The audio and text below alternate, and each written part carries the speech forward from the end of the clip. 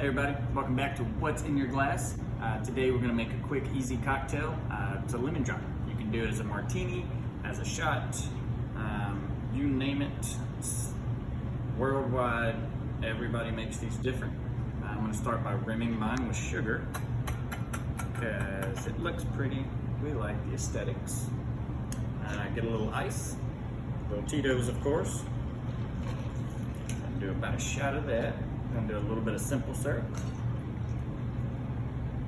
Gonna do some fresh squeezed lemon. I'd do about a half lemon, maybe a little bit more. Good refreshing summertime cocktail.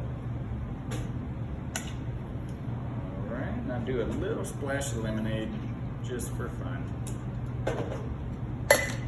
And shake it.